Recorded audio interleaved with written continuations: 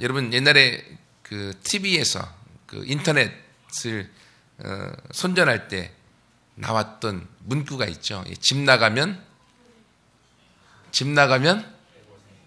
예. 그 문구가 얼마나 인상적이던지요. 집 나가면 개고생이다. 근데 여러분 그것만큼 진리가 없습니다. 그렇죠? 집 나가보신 분 혹시 계신가요? 집 나가면 편할 것 같고 집 나가면 좋을 것 같지만 집 나가면요 정말 몸이 피곤하고 마음도 힘들고 피곤합니다. 그래서 집에 있을 때가 행복하구나 라는 걸 느끼게 되어집니다. 이것이 무엇입니까? 부모님 밑에 있는 것이 행복하다고 하는 거죠.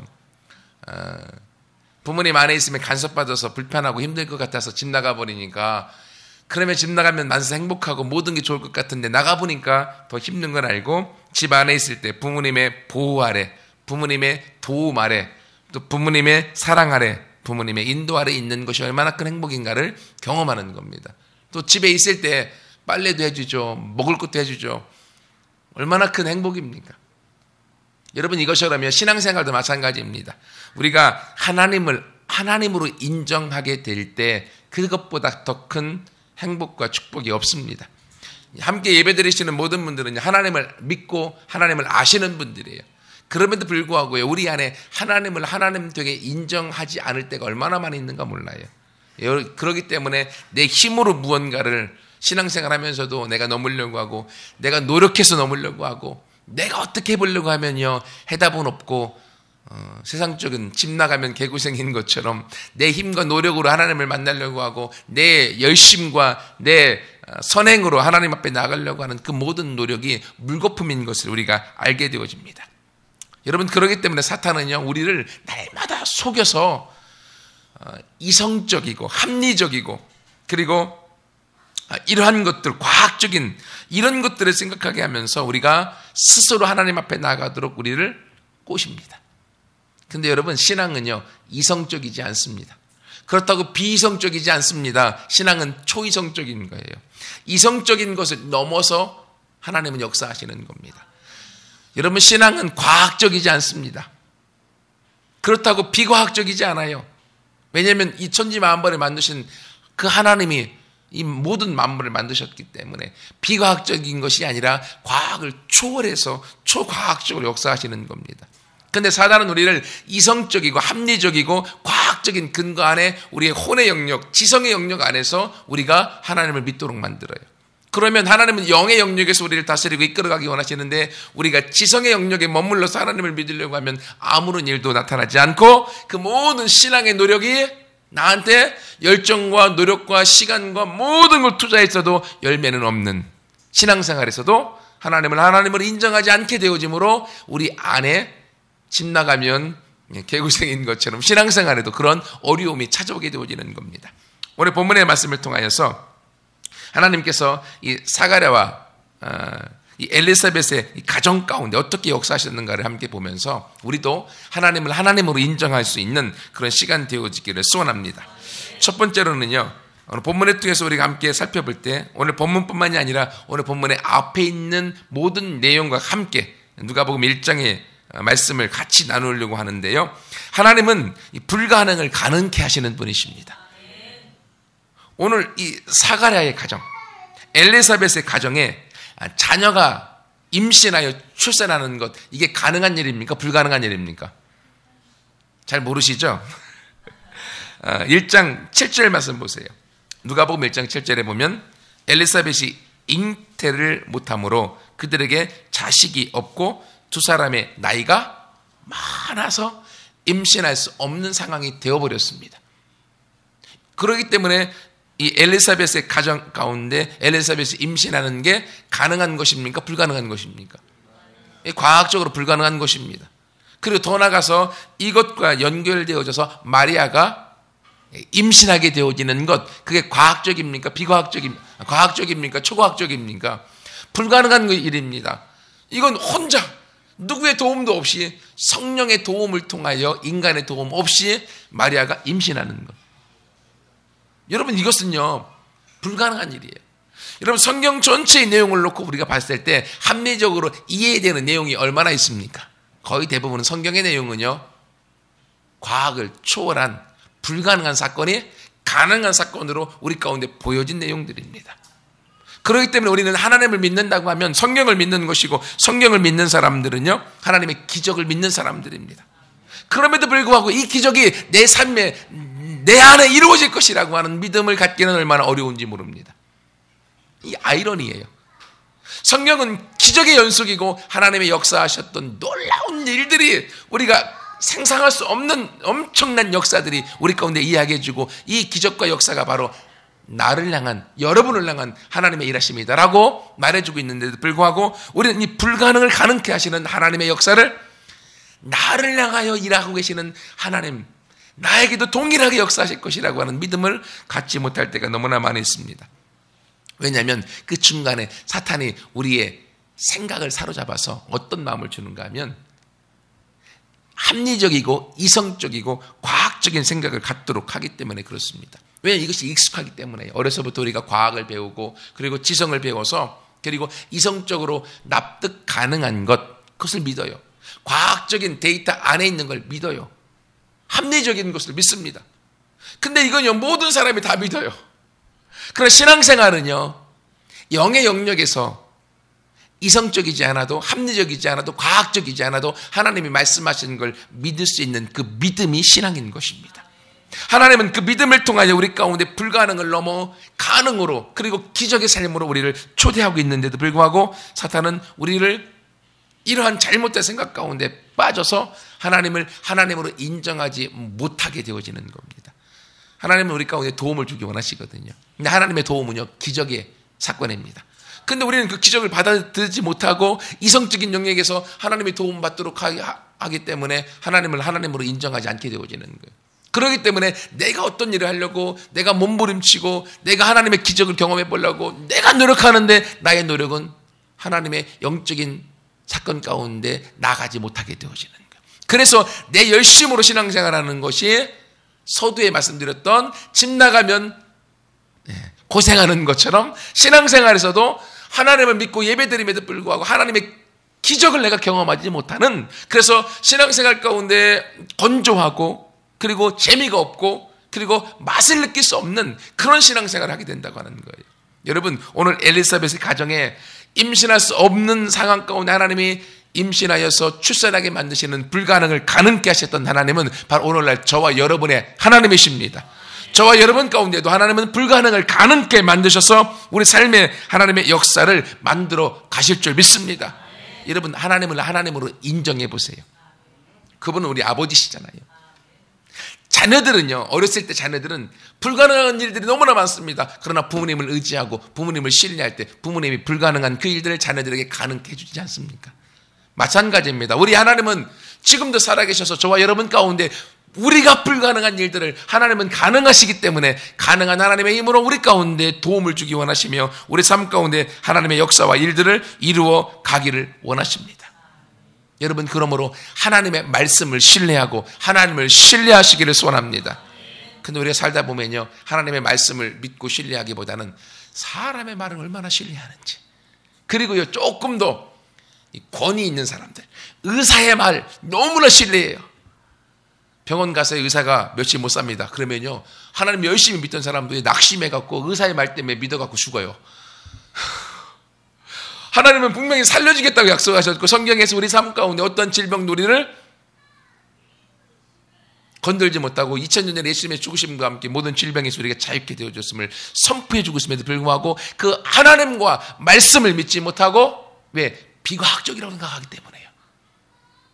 의사는 그 의사로서의 권위가 있기 때문에 의사의 말을 우리가 믿고 그 말에 우리가 순종하면서 우리가 하나님이 하셨던 말씀보다 의사를 더 신뢰하고, 하나님이 하셨던 말씀보다 사람의 말을 더 신뢰하고, 하나님의 말씀보다도 우리의 부모님의 말들, 부정적인 말들을 더 신뢰해서 우리가 묶임 가운데 하나님 앞에 나아가지 못하는 일들이 얼마나 많이 있습니까?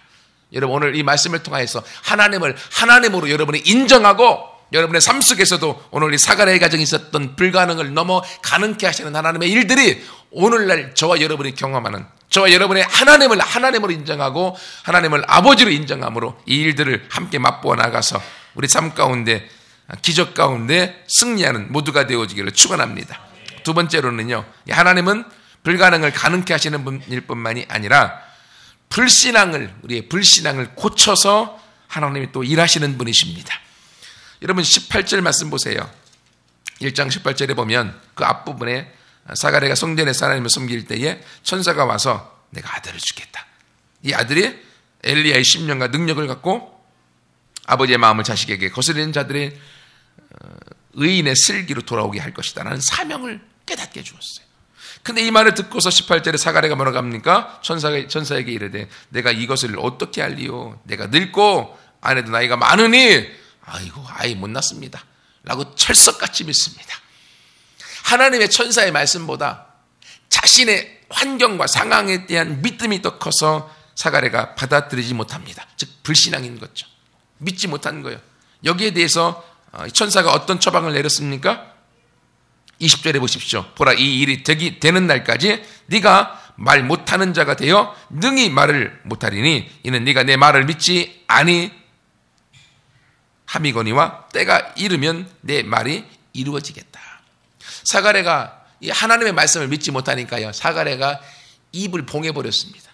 그래서 10달 동안 사가랴가 말벙어리로 지내게 되어져요. 여러분 놀랍지 않습니까? 저는 이 말씀 묵상하면서 하나님의 제 마음 가운데 깨닫게 하시는 것이 있어요. 그건 무엇인가 하면 하나님은 우리의 부모님이세요. 부모님은 자녀가 잘 되기 원하고 자녀의 삶 가운데 길을 열어주기 원하시는 분이죠. 어떤 부모가 자녀의 앞길을 막기 원하겠습니까? 아니요. 모든 부모는 자녀가 부모보다 더 잘 되기 원하시는 것이 부모의 마음입니다. 그래서 하나님 아버지도요, 우리가 하나님만큼 잘 되기 원하시는 거예요. 그래서 신약에서 예수님 죽으시고 난 다음에 승천하시고 성령을 보내주셔서 성령이 오시면 예수님이 말씀하시잖아요. 내가 행했던 일도 너희가 할 것이요 나보다 더 큰 일도 행할 것이다. 이게 아버지의 마음이에요. 이 마음을 통해서 이 사가랴의 가정 가운데 아이가 없는 걸 아시고 하나님이 아이를 주기 원하시는데 하나님을 믿지 못하고 불신앙 가운데 자신의 환경을 탓하고 있는 거예요. 나는 이미 아이 임신할 수 있는 나이가 끝나버렸어요. 임신할 수 없습니다. 그러니 하나님이 그의 부정적인 입술을 막아버려요. 말을 못하게 만드는 겁니다. 여러분 놀랍게요, 나중에 오늘 본문의 말씀에 이제 출산했습니다. 8일이 지나고 아이의 이름을 지어야 돼요. 그때 사람들은 이 유대인들의 풍습은 무엇인가 하면 아이들의 이름을 지을 때 그 아이들의 이름을 어떻게 짓는가 하면 그 가문 속에 있었던 조상들의 이름을 이어받아서 이름을 짓습니다. 그게 효도라고 생각했어요. 그런데 오늘 본문의 말씀에 보면 그래서 아버지의 이름을 따서 사가랴라는 이름을 지으려고 했는데 엄마와 아버지가 동일하게 이름을 요한이라고 짓겠다고 얘기합니다. 요한이라는 이름은 그 사가랴의 집안의 가문에 한 번도 없었던 이름이에요. 이 이름을 짓는다고 하는 것은 어떤 의미인지 아세요? 그것은요, 가문에 불효하는 것입니다. 가문을 부정하는 거예요. 그 전통 안에서는. 그러니 얼마나 큰 일입니까? 이런 엄청난 일 가운데 그 아들의 이름을 요한이라고 짓겠다라고. 여러분, 요한의 이름의 뜻이 무엇인지 아세요? 요한은 여호와께서 은혜를 주셨다라는 뜻입니다. 여호와께서 은혜를 주셨다. 사실 천사가 아들을 낳을 것인데 이름을 요한이라고 지으라 해서 그 말씀에 순종한 것뿐이긴 하지만 사가랴의 입술에서 부정적인 말, 불신앙의 말을 할 때는 하나님이 그 입을 막아버렸어요. 근데 이제 사가랴가 하나님의 말씀에 순종하여서 요한이라고 하는 이름을 적었을 때에 그게 무슨 뜻이라고요? 여호와께서 은혜를 베푸셨다. 은혜를 베푸셨다라는 말을 사가랴가 고백한 것이죠. 글로. 그 순간 사가랴의 입이 열리고 혀가 풀리고 말을 하면서 하나님을 찬송하게 되어집니다. 여러분, 이것처럼 하나님은 우리 삶 가운데 하나님은 역사하기 원하시고 기적을 베푸시기 원하시고 도우시기 원하시고 인도하기 원하시고 축복하기 원하시고 함께하기 원하십니다. 그게 하나님 아버지의 마음이기 때문에. 근데 왜 못합니까? 우리가 불신앙 가운데 있기 때문에 그래요. 하나님을 믿지 않기 때문에 그렇습니다. 그래서 하나님은 우리 삶 가운데 불신앙을 제거하기 원하시는 거예요.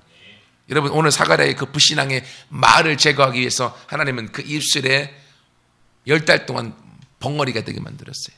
여러분, 이것처럼 하나님은요, 우리의 말에 따라서 일하시는 분이십니다. 여러분, 입술 가운데 내 환경이 어렵습니다. 당연하죠. 그러나 환경이 어려운 것과 내 입술로 어렵습니다라고 고백하는 건 천지차이입니다. 지금 사가랴의 가정에서 임신할 수 없는 상태입니다. 맞습니다.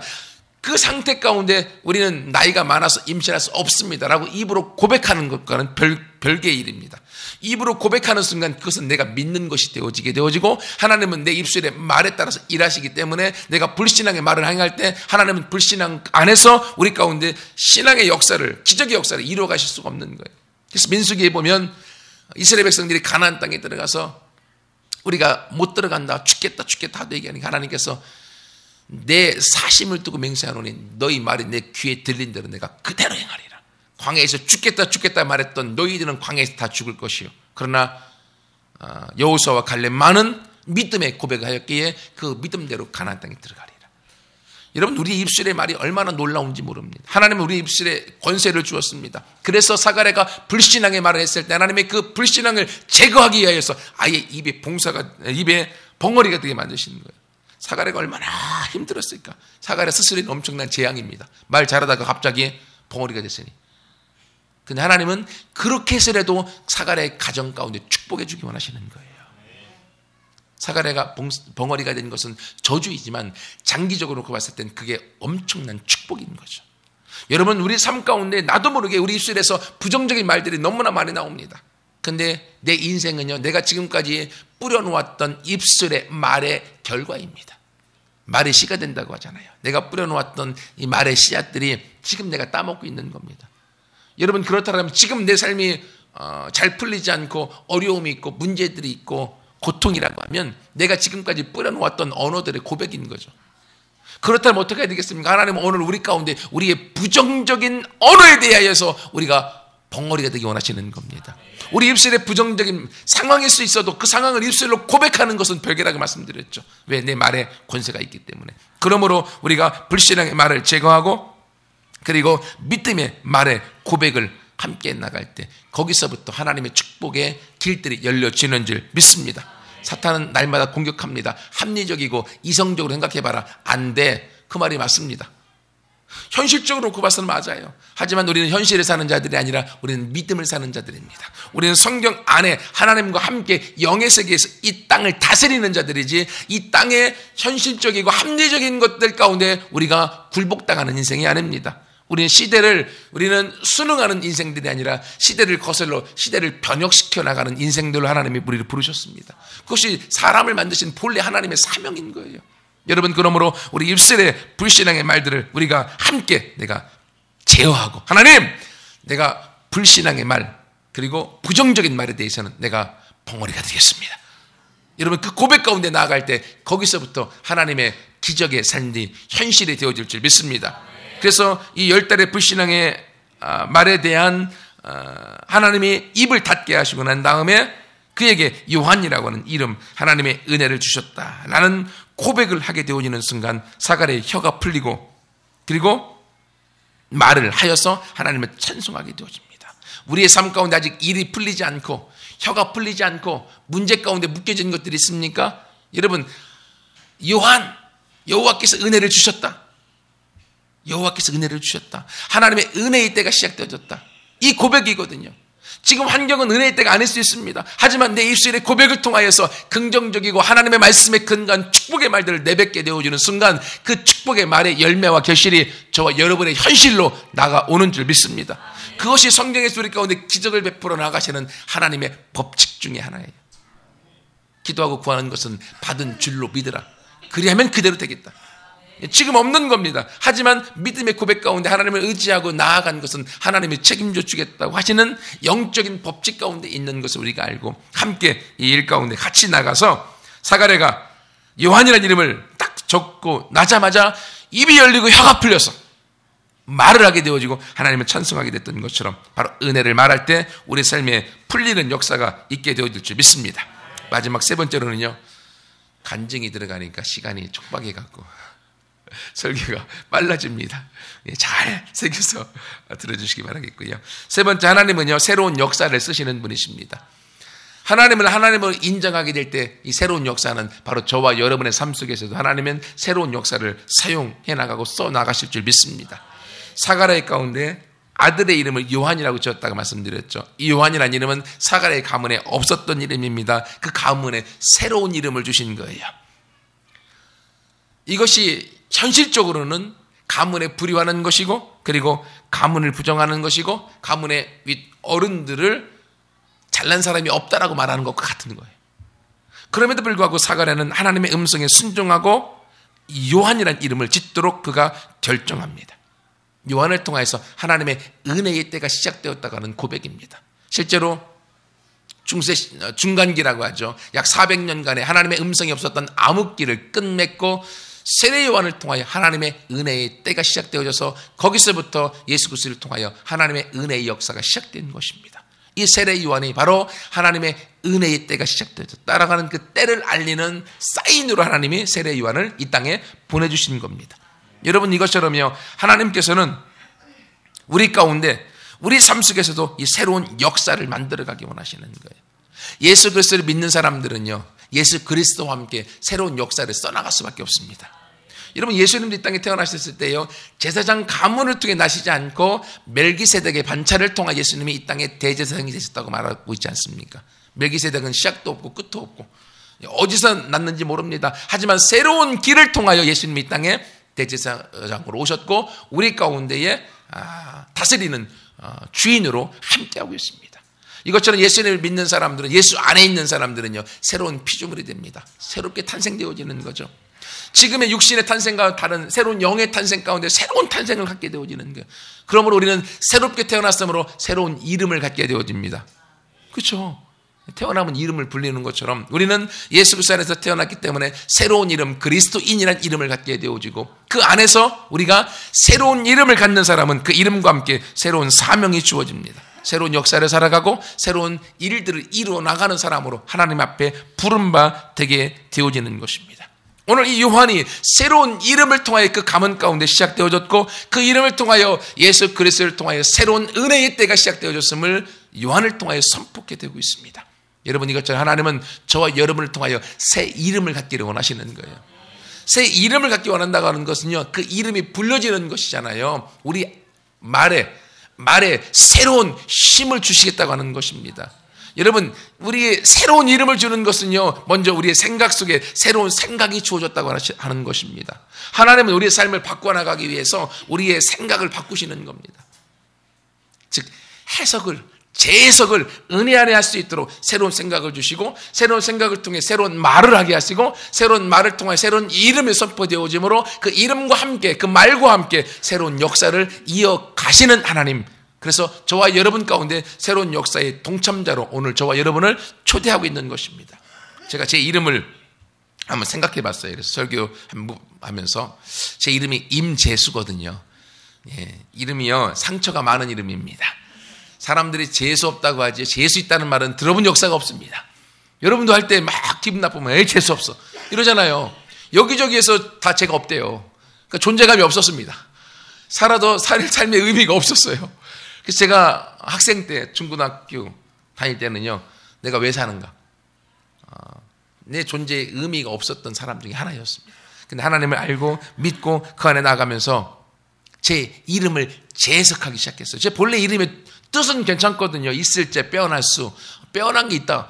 이름은 좋아요, 뜻은. 근데 이 재수 없다라는 것 때문에 인생 자체가 재수가 없는 인생이 됐던 거예요. 그리고 그 이름이 재수란 이름 때문에 대학교도 재수했거든요. 이름대로 된다고. 그래서 제 안에 상처가 참 많았어요, 이름 때문에. 근데 하나님은요, 그 상처 많은 이름을요, 재해석하게 하셨어요. 이름은 안 바꿨습니다. 그대로였어요. 재수. 하지만 내 안에 뭔가 빼어난 게 있어. 본래 이름의 뜻대로. 사람들이 재수 없다고 하더라도 나는 재수가 있어. 왜? 내가 없을 수 없잖아요. 그러니까 나는 재수가 있는 거야. 재수가 있으면 그 이름을 어떻게 해석해야 되는가? 나는 이름의 뜻대로 빼어난 게 있다. 하나님이 무언가 내 안에 빼어난 걸 주실 것이다 라는 믿음으로 이름을 해석한 거예요. 그러면 더 나아가서 하나님, 내 안에 무언가 빼어난 게 뭐가 있습니까? 새로운 이름 가운데 뭔가 빼어난 게 있습니까? 곰곰이 생각하니까요, 제 성을 붙여보세요. 임재가 수 빼어나다. 하나님의 임재가 빼어난 게 있다는 거예요. 이걸 듣고 막 되게 웃을 거예요. 웃으라고 하는 말이 사실은요. 하지만 제 안에는 의미가 있는 거예요. 제 이름이 주어졌습니다. 부모님이 주신 이름 내가 바꿀 수 없어요. 바꿀 수는 있죠. 재판해 갖고. 하지만 상처 많은 이름, 상처투성이로 내 인생이 끝날 수 있습니다. 하지만 하나님이 예수 그리스도 안에 있을 때 내 안에 새로운 이름을 주시고 이름과 함께 새로운 역사를 주실 것을 믿는 내 안에 그 이름이 새로운 해석으로 다가오는 거예요. 하나님의 임재가 빼어난 사람을 하나님 나라에 쓰실 것이다. 제가 그걸 붙드는 거예요. 여러분, 이것이 새로운 이름을 갖는 것입니다. 예수님 안에 있는 저와 여러분의 하나님은 새로운 생각을 주어서 새로운 이름을 주어서 새로운 사명 가운데 써가기를 원하시는 겁니다. 여러분, 그러므로 우리 모두가 하나님께서 이렇게 사가랴의 가정과 가문 가운데 새로운 역사를 쓰고 있는 것처럼 이제 하나님, 내가 여기 있습니다. 나를 통해 새로운 역사를 쓰시고 새로운 일들을 통하여 하나님의 일들을 이루어 가시기를 원합니다. 같이 나아가는 모두가 되기를 축원합니다. 말씀을 마무리하겠습니다. 여러분, 하나님을 하나님 되게 하십시오. 그것이 행복과 축복의 지름길입니다. 집에서 부모님의 권위 아래 있으십시오. 그것이 행복입니다. 집 나가면 개고생입니다. 하나님을 하나님으로 인정하지 않으면 그것이 우리 삶의 저주로 다가옵니다. 그러므로 내 안에 어떠한 불신앙의 모든 모습들을 하나씩 하나씩 넘어가서 하나님의 은혜 가운데로 들어가고 불가능한 것을 넘어서 가능케 하시는 하나님을 의지하고 새로운 역사를 쓰시는 하나님을 의지하여서 그 하나님과 함께 하나님의 비전 가운데 같이 걸어가서 하나님의 쓰임받아 되어지는 오늘 이 시대의 주인공인 우리 모두가 되어지기를 축원합니다. 같이 함께 기도하겠습니다.